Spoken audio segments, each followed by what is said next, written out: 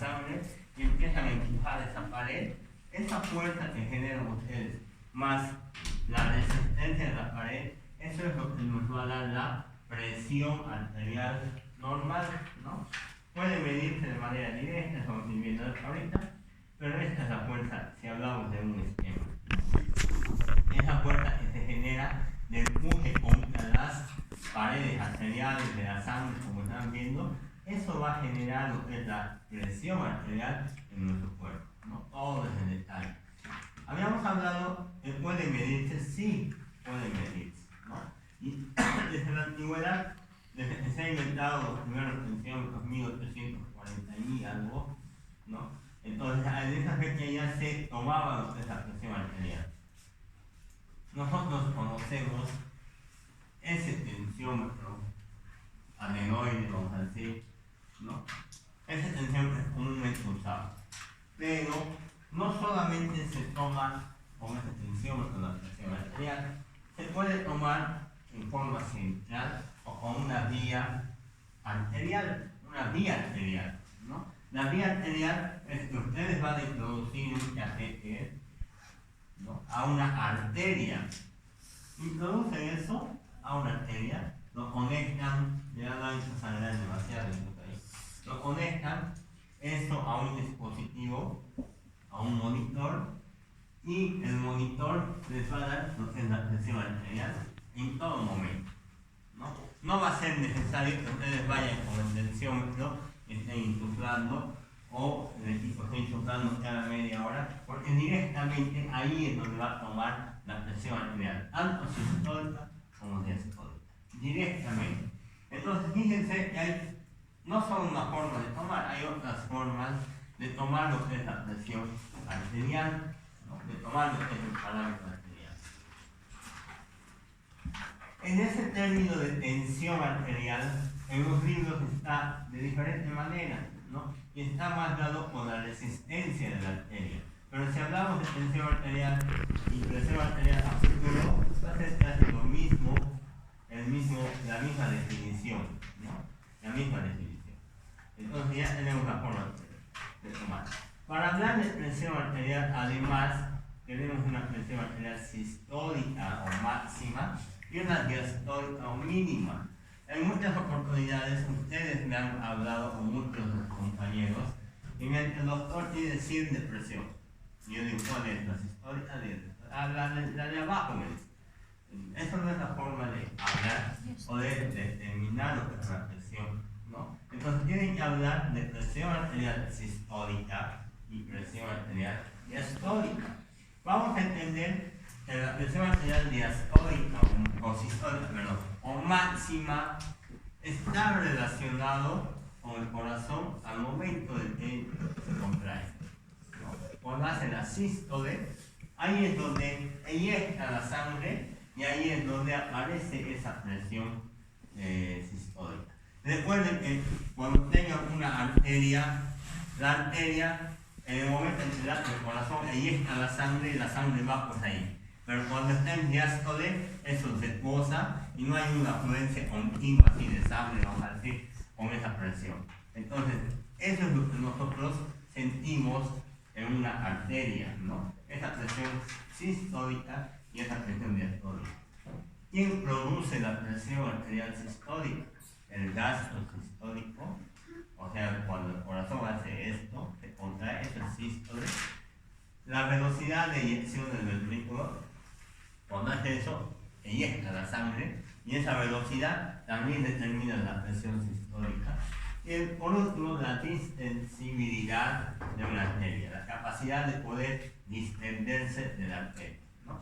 Y la diastólica está dada por la resistencia periférica de las arterias, sobre todo de las arteriolas, ¿no?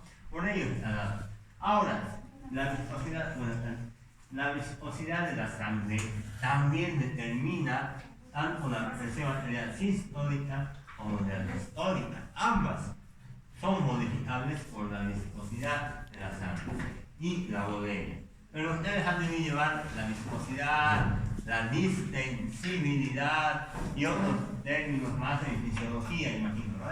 En fisiología vascular, o cardiovascular, algo así, ¿no? Y han debido, solo para que recuerden, hay fórmulas para sacar la viscosidad, el tema de la distensibilidad y todo eso, pero no vamos a entrar a la fisiología, ¿no? Simplemente determinar que esa viscosidad, recuerden ustedes que se puede, digamos, tener un parámetro con el hematocrito. Ese hematocrito es cuando ustedes tienen, por ejemplo, un recipiente con sangre. ¿Cuánto es el valor normal del hematocrito? 135. No. Ya, póngale es de 35 a 45%. Quiere decir que de todo este vaso lleno de sangre, solo 35% es glóbulo rojo y lo demás es líquido, plasma, ¿no? A eso se refiere hematocrito. Pero cuando la gente habla de mi sangre es muy espesa, hablamos de un paciente que tiene poligloburia, por ejemplo, tiene un 60% de hematocrito. 60. Y esos son los que aumentan la viscosidad en la sangre, sobre todo aquellos pacientes que vienen de La Paz, Potosí, Oruro. Ellos son los que aumentan esa viscosidad en la sangre, ¿no? Y de esa manera pueden generar un aumento de la presión arterial sistólica y la presión arterial diastólica. Y bien, no es tan significativo esa elevación, pero se debe, ¿no?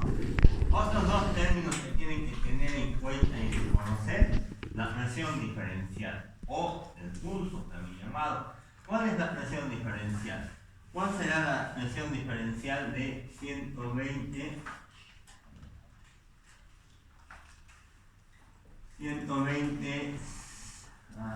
90? ¿Cuál será?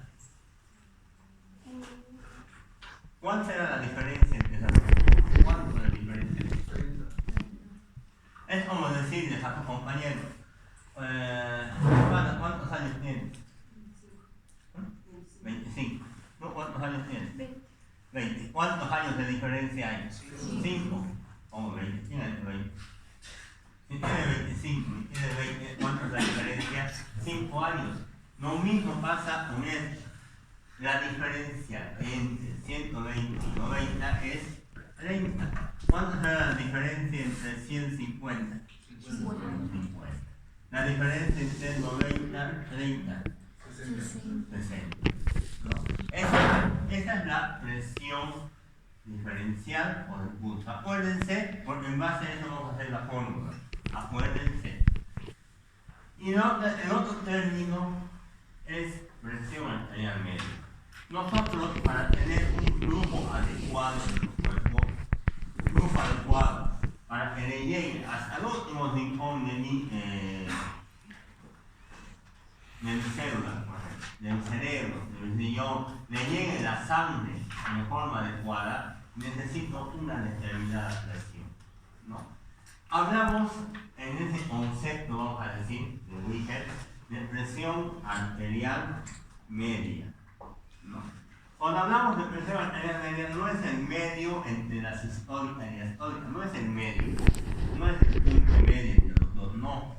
Hablamos de una presión arterial necesaria para enviar los nutrientes especiales, el oxígeno, la sangre a todo nuestro organismo. Y esa presión arterial media debería ser arriba de 65 milímetros de mercurio. Eso es lo normal que debemos tener, no menos de eso. Cuando un paciente dice, tengo presión baja, 80, 40, 80, 20, no hay esa presión. Ha choqueado el paciente. Incluso se habla en terminología, en hemodinamia, por ejemplo, cuando bajamos de presión arterial de 75, ya estamos hablando de parámetros de shock, ¿no? Ya una hipoperfusión tisular, ¿no? Entonces, un parámetro importante antes y ahora también se sigue usando es la presión arterial media. ¿Cómo obtengo la presión arterial media? Mediante una fórmula. Es igual